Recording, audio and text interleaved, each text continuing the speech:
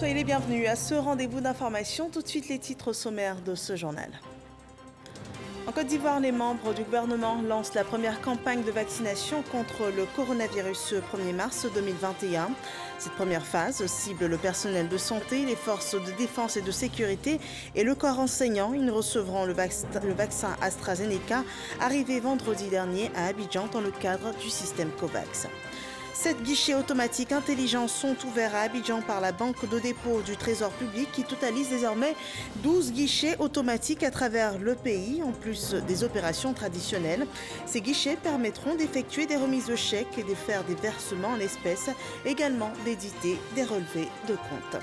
Et puis en France, l'ancien président de la République Nicolas Sarkozy a été reconnu coupable de corruption et trafic d'influence dans l'affaire dite des écoutes. Ce 1er mars 2021, le tribunal correctionnel de Paris l'a condamné à 3 ans de prison ferme, dans un ferme.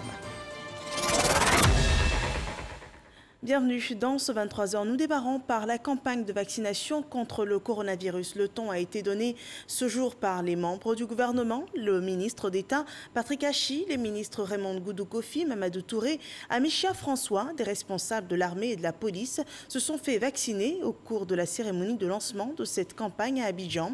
L'objectif principal est de vacciner au moins 70% de chaque cible, à savoir le personnel de santé, les forces de défense et de sécurité, ainsi que les enseignants de Côte d'Ivoire, soit 5 669 815 personnes, ce qui représente 20% de la population totale. Cette campagne s'étendra prochainement au reste de la population. Le point de cette première journée avec Salima Toudia.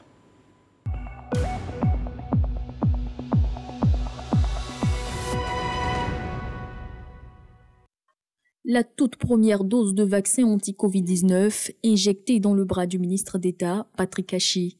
Le geste symbolique vise à rassurer la population. Je ne sais pas si c'était l'infirmière qui était experte, mais je n'ai senti aucune piqûre, je dirais, dans mon bras. L'exemple sera également donné par les ministres. Celle qui va recevoir ses premières doses, d'être rassurée. Vous savez qu'un vaccin, c'est pour renforcer le système immunitaire. Ça veut donc dire que c'est pour protéger la population. Lorsque ce vaccin sera généralisé, invitez tous les jeunes à se faire vacciner. Les rumeurs qui circulent sur les vaccins, notamment les effets secondaires, etc., vous venez de voir, nous-mêmes venons de nous faire vacciner. Donc nous tenons notre vie. Et donc si nous sommes vaccinés, c'est parce que nous avons eu toutes les assurances que ce vaccin, il est bon. Le moment est solennel pour la Côte d'Ivoire, qui rentre ainsi dans l'histoire en étant le premier pays à procéder à la vaccination avec le mécanisme COVAX. À la vérité, un sentiment de fierté. Fierté pour mon pays. Les résultats sont au rendez-vous. Aujourd'hui, la Côte d'Ivoire est tout de même reconnue comme étant l'un des pays qui a le mieux géré cette pandémie à coronavirus. 10 jours de vaccination sur le site du Parc des Sports de Treichville. L'efficacité du vaccin est prouvée, nous dirons les partenaires au mécanisme COVAX. C'est un vaccin qui est passé par toutes les étapes de son homologation. Et c'est d'une rigueur scientifique extraordinaire. Et à la fin, il y a tout un comité d'experts qui siège au niveau mondial et qui atteste de l'innocuité de ce vaccin-là. Le vaccin va également éviter les formes sévères, donc éviter les décès. Ce sera important que nous formons toutes les agences de santé pour qu'ils puissent être les premiers ciblages et expliquer aux populations pourquoi c'est important de faire la vaccination. Aujourd'hui, on commence à montrer qu'on tient notre promesse d'équité vaccinale, d'équité face à cette pandémie, que personne ne soit laissé sur le côté, que l'on vaccine toutes les populations vulnérables partout là où elles sont. Gratuite et volontaire, l'État invite les populations à la vaccination. Donc un appel à toute la population à venir se faire vacciner progressivement sur les lieux qui auraient été indiqués à l'appel du ministère de la Santé, pour que le plus rapidement possible le processus de contamination puisse s'arrêter et que la vie normale puisse reprendre. 69,3% de la population totale est la cible de cette campagne de vaccination. Voilà, tous les espoirs reposent sur cette campagne de vaccination pour rompre la chaîne de contamination et pourquoi pas relancer l'économie qui est fortement impactée par cette pandémie. Malgré la crise sanitaire, la région du Bélier préserve ses acquis. Pour l'année 2020, les projets dans la région ont été réalisés à 40%. Les membres du conseil régional ont fait le point de ces actions. On voit cela avec Astotoré. La région du Bélier, à l'instar d'autres régions du pays, n'échappe pas aux méfaits de la pandémie qui secoue le monde entier, le coronavirus. Ajoutez à cela les soubresauts sociopolitiques de 2020. Autant de raisons qui amènent le président du conseil régional du Bélier à exhorter les populations au strict respect des mesures barrières, à la cohésion et au vivre ensemble. Nous invitons la population à respecter scrupuleusement les mesures édictées par le gouvernement, afin que tous nous sortions en bonne santé et que nous allions la main, dans la paix et la cohésion pour le développement de notre région. Le Conseil note quelques acquis, notamment au niveau de l'employabilité des jeunes et des femmes. Les investissements adoptés par le Conseil ont été mis en œuvre avec un taux de réalisation de 43,65%. Ce taux est certes en dessous de nos objectifs, mais reste légèrement supérieur à celui de l'année 2019, qui était de l'ordre de 42,37%. En perspective, le Conseil entend s'inscrire dans une action environnementale avec en ligne de mire le projet dénommé le Bélier vert. Nous parlons de développement. La digitalisation des procédures du Trésor public est enclenchée.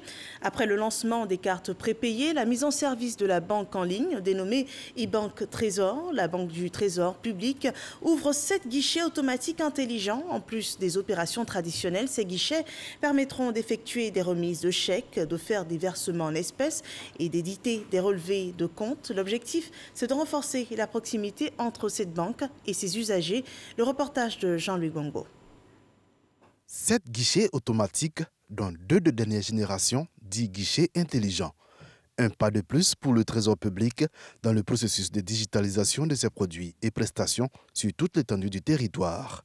Implanté à l'agence principale de la Banque des dépôts du Trésor et à la Cité financière, ainsi que dans 4 villes de l'intérieur, à savoir Bouna, Tabou, Touba et Botro, ces gares ne sont que les premiers d'un vaste programme d'installation de guichets automatiques de l'ACCD sur l'ensemble du territoire ivoirien. De façon concrète, en plus des opérations traditionnelles, ces guichets permettent d'effectuer des remises de chèques, de faire des versements en espèces et d'éditer des relevés de comptes. Ces guichets automatiques intelligents intègrent également dans leur fonctionnalité la possibilité d'effectuer des opérations sans carte bancaire. En plus de favoriser la proximité avec les usagers, ces nouveaux investissements devront renforcer les performances de cette régie financière. La mise en place de ces guichets intervient dans un contexte où l'ACCD affiche des performances appréciables en dépit de la crise sanitaire liée à la pandémie de la Covid-19. En atteste, entre autres, un encours des dépôts de la clientèle passé de 926 milliards en 2019 à 1079 milliards de francs CFA à fin 2020. Ces 7 nouveaux guichets portent à 12 au total le nombre de guichets automatiques de la Banque du Trésor. Les responsables de la banque prévoient installer au terme de 2021 50 autres guichets sur toute l'étendue du territoire. Le processus électoral des législatives 2021 fait aussi l'actualité en Côte d'Ivoire et 4 jours après l'ouverture de la phase des campagnes, le secrétariat d'État chargé des droits de l'homme invite à préserver le climat de paix et également au respect des libertés et aux droits de vote des populations. On voit cela dans la déclaration produite ce jour. Déclaration de Madame la secrétaire d'État chargée des droits de l'homme. L'élection démocratique est le moyen par lequel le peuple choisit librement ses gouvernants, souligne le préambule de la Constitution du 8 novembre 2016. L'exercice du droit de vote est donc un droit fondamental inscrit dans notre Constitution. Le 6 mars prochain, les populations ivoiriennes sont appelées à élire les députés, leurs représentants à l'Assemblée nationale. À l'approche de cette échéance, le secrétariat d'État chargé des droits de l'homme, ayant encore à l'esprit les incidents qui ont émaillé l'élection présidentielle du 31 octobre 2020, encourage vivement les partis et groupements politiques qui participent au processus électoral à maintenir leur attitude responsable et constructive observée lors du dialogue politique en vue du renforcement de la cohésion sociale et la préservation de la paix. Le secrétariat d'État chargé des droits de l'homme exhorte les partis et groupements politiques ainsi que les candidats indépendants à mener leur campagne avec courtoisie, bon ton, sans invective envers les autres candidats. Le secrétariat d'État chargé des droits de l'homme invite toutes les Ivoiriennes et tous les Ivoiriens, les partis et groupements politiques et les candidats indépendants à créer les conditions pour que chaque électeur exerce librement son droit de vote.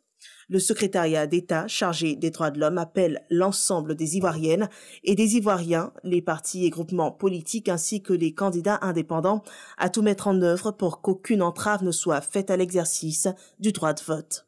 Le secrétariat d'État chargé des droits de l'homme exhorte les candidates, les candidats, leurs partisans et sympathisants, témoins d'éventuels actes de nature à empêcher l'électeur d'opérer un choix éclairé et libre, à s'abstenir de tout acte de représailles et à saisir les autorités policières ou judiciaires compétentes. Le secrétariat d'État chargé des droits de l'homme recommande vivement aux candidates et candidats de privilégier les voies de recours légales en cas de désaccord avec les résultats proclamés par la Commission électorale indépendante. Fait à Abidjan le 25 février 2021, la secrétaire d'État Aimé Zébéyou. Voilà, des législatives apaisées, c'est aussi le souhait de l'Association des femmes juristes de Côte d'Ivoire, une idéologie qu'elles ont véhiculée à travers le district d'Abidjan, Laure Goretti et Jean-Marc Odjadji pour en parler. Les femmes juristes de Côte d'Ivoire sensibilisent pour des élections législatives apaisées. Au quartier Kouet, dans la commune de Yopougon, elles ont instruit les populations sur le civisme et la citoyenneté. Par cette activité, elles veulent ainsi réunir les conditions d'une élection participative et sans violence. Nous sommes ici aujourd'hui dans le cadre des activités de sensibilisation à des élections apaisées, afin d'inviter les populations à participer au choix de leurs députés. Également faire comprendre aux populations que le vote est un droit et s'agissant de droit, l'association des femmes juristes s'inscrit dans cette dynamique-là d'en faire la promotion. Pour cette série de sensibilisation, nous couvrons les communes de Cocody, Yopougon, Makori, Treichville et Koumassi. Théâtre participatif, focus group, émissions radio, sont autant de stratégies utilisées par l'Association des femmes juristes de Côte d'Ivoire pour faire passer le message de paix et de non-violence pendant les élections législatives du 6 mars prochain. Voilà un reportage commenté par Moussa Konaté. L'association Aube Nouvelle agit pour la prévention des conflits. Le programme d'action de cette association a été présenté au cours d'un événement. Voici cela avec Laure Goretti et Jean-Marc Odjadji. L'association Aube Nouvelle a présenté son programme de prévention et de monitoring des conflits en prélude aux élections législatives. C'est une stratégie d'urgence qui permettra, selon le président de l'association, Vincent Toby, de veiller sur le climat social des différentes régions afin d'alerter les autorités compétentes sur les risques de conflits avant et pendant la période des législatives du 6 mars. Nous avons tiré des leçons de ce que l'élection présidentielle a été émaillée de certains incidents dans certaines villes de Côte d'Ivoire. Donc notre mécanisme est un mécanisme d'alerte précoce, de monitoring de la violence, mais également de prévention. Nous couvrons toute la Côte d'Ivoire et nous avons des représentants partout qui seront capables de nous remonter des informations, qui seront vérifiées sur le terrain et qui vont faire état des gemmes de conflits, des risques de conflits ou des conflits éventuels.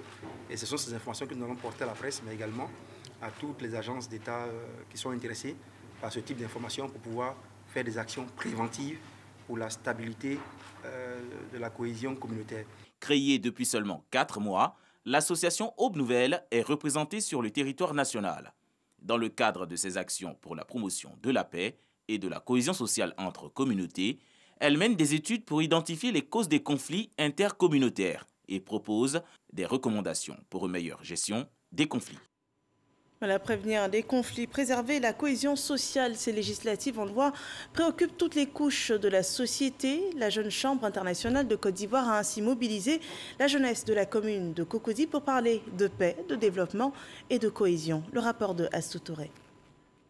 Citoyenneté active pour des élections apaisées, élections zéro violence, ma responsabilité.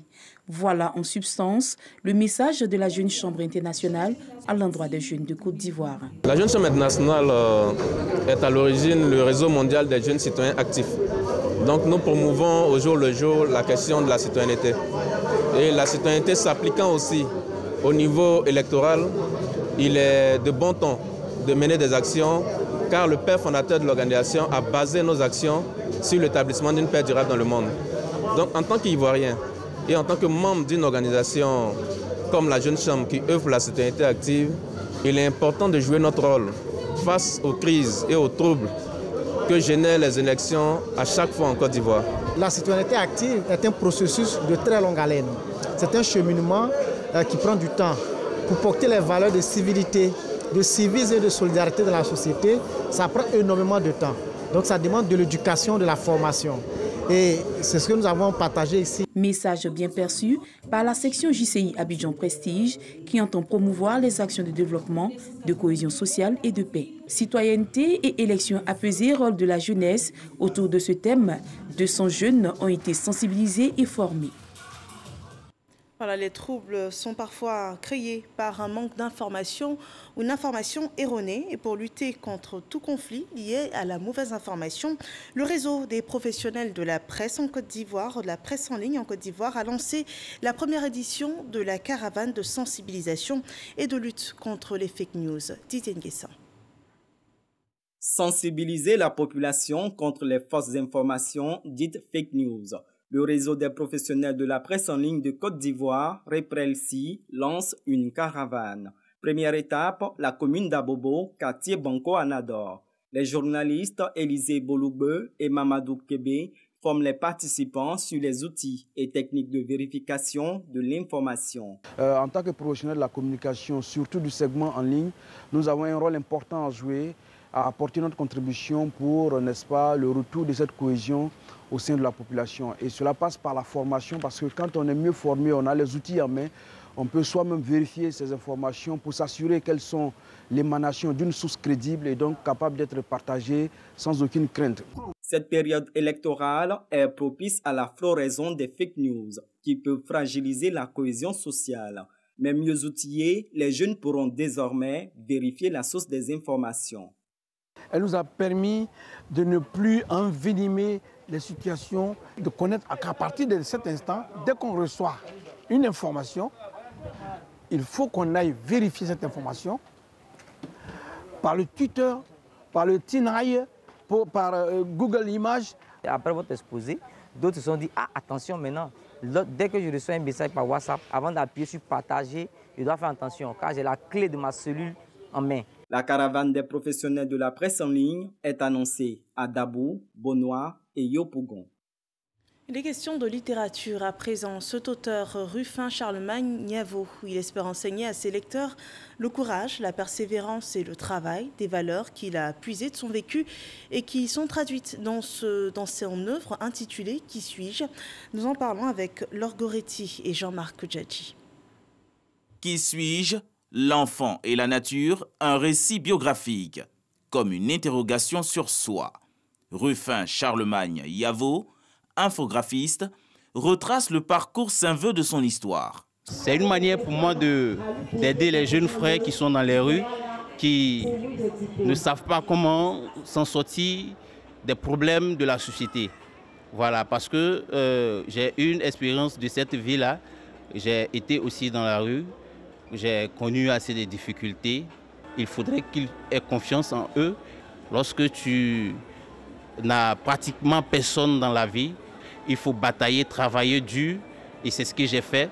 Enfants dans la rue, divorce précoce, maltraitance, des sujets intimistes et abordés dans cette première œuvre de 54 pages.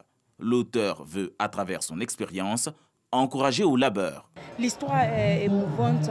Quand tu lis le livre même, ça donne des larmes aux yeux, franchement. Je retiens que dans la vie, il faut, malgré la situation que tu peux vivre, que tu sois petit ou grand, il faut croire qu'il y a un avenir meilleur.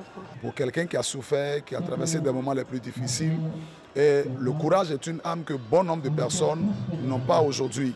Et quant à Charlemagne Yavo, alors il a été très courageux. C'est ce qui lui a permis de surmonter toutes les épreuves, les humiliations, les temps difficiles qu'il a traversés. Ruffin Charlemagne Yavo ne compte pas arrêter cette passion naissante pour l'écriture. Il aspire tenir encore en alerte sa plume pour partager d'autres inspirations. Et des librairies aux kiosques à journaux, un nouveau magazine traduit et occupe les stands. L'éco-diplomate, c'est un bimensuel qui présente les enjeux géoéconomiques, historiques et financiers sur lesquels travaillent les ambassadeurs. On en sait davantage dans cet élément de Dangui Dangui. Découverte en exclusivité de quelques-unes des 160 pages du magazine L'éco-diplomate. Ce premier numéro de ce nouveau-né du paysage médiatique ivoirien fait un focus sur la République fédérale d'Allemagne dans la perspective d'actualiser les problématiques géoéconomiques, historiques et financières sur lesquelles travaillent les diplomates. Dans sa dynamique de valoriser les activités des ambassadeurs, le magazine L'éco-diplomate est bien accueilli par le monde diplomatique. Lors de cette cérémonie, on s'est rendu compte que beaucoup d'ambassadeurs ont besoin de faire un focus sur leur pays, présenter les atouts de leur pays. Qu'est-ce qu'ils font quand ils sont en Côte d'Ivoire? Je crois que c'est un bon outil, un outil utile pour promouvoir les liens économiques, les relations économiques, les investissements dans un pays. L'éco-diplomate se présente comme une plateforme d'information et d'interaction des acteurs du monde diplomatique et des affaires. Sa réalisation a été possible au prix de nombreux sacrifices. Il fallait avoir une équipe technique, une équipe rédactionnelle, il faut y avoir une équipe de correction, il faut y avoir des ressources financières pour payer tout un personnel, pour aller à l'imprimerie. Le magazine L'éco-diplomate, un bimensuel tiré à 5000 exemplaires, coûte 3500 francs CFA et devrait être disponible dans les kiosques à journaux dès ce lundi 9 février 2021. La journée internationale dédiée à la mémoire des victimes de l'Holocauste a été célébrée en Côte d'Ivoire par l'ambassade d'Israël en Côte d'Ivoire. Une journée commémorée dans les locaux du CNDH. On fait le point avec Laure Goretti et Alexis Ouetraogo. Une minute de silence en l'honneur des victimes de l'Holocauste. Une tragédie qui a coûté la vie à 6 millions de Juifs tués en terre allemande lors de la Seconde Guerre mondiale. Le Holocauste, la Shoah, c'est la responsabilité d'Allemagne. L'Allemagne, un pays civilisé, un pays chrétien, a détourné vraiment la nature humaine contre la vie humaine, contre des gens tout à fait innocents et majoritairement des Juifs. L'ambassade d'Israël en Côte d'Ivoire commémore cette journée internationale dédiée à ses victimes, en présence de citoyens israéliens et d'autres ambassadeurs. Malheureusement, les survivants, presque ne sont pas ici avec nous, ils sont morts. Et c'est notre mission aujourd'hui de garder la mémoire pour la nouvelle génération, pour la jeunesse. Cette dynamique que vous pouvez voir aujourd'hui, c'est la dynamique que j'espère que tout le monde s'est engagé pour la lutte contre la discrimination, contre la lutte contre les stigmatisations des différentes personnes. La commémoration de la Shoah est un acte pertinent en ce sens que l'humanité ne doit pas oublier d'où elle vient et surtout savoir où elle va. Nous devons tirer les enseignements de l'Holocauste pour construire un monde meilleur. Cette cérémonie de commémoration marque aussi le 76e anniversaire de la libération du camp d'Auschwitz-Birkenau par l'Armée rouge, le plus grand centre d'extermination. Célébré tous les 27 janvier, l'Holocauste a fait 6 millions de morts juifs. Au Niger, le consulat de Côte d'Ivoire occupe de nouveaux locaux à Niamey. En changeant de cadre, Victor Akessé, le consul honoraire, voulait surtout honorer la Côte d'Ivoire et offrir un cadre de qualité à ses 4000 compatriotes vivant sur le sol du Niger. Le point de Sidonie Davila et Ulrich Adongo. Depuis le mois de janvier 2021, le consulat de Côte d'Ivoire au Niger a rejoint ses nouveaux locaux à la cité Fessal, dans un quartier résidentiel à Niamey. Donc il fallait donner une image de marque à un pays leader de l'UMOA. Auparavant, on était aux environs du grand marché de Niamey. Quand on occupait ces locaux-là, le marché n'avait pas grandi.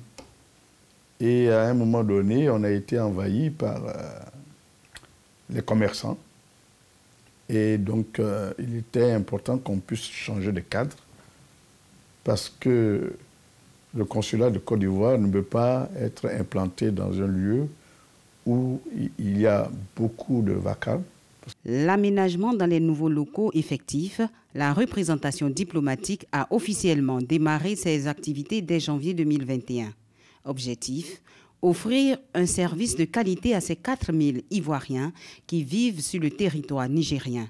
Cette terre d'accueil est aussi une zone de transit pour les migrants. Notre problème, c'est les migrants, c'est-à-dire les Ivoiriens qui partent.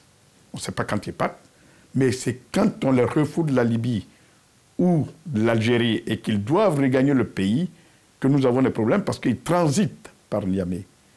Et donc, nous sommes obligés d'intervenir pour leur donner assistance en collaboration avec l'OIM.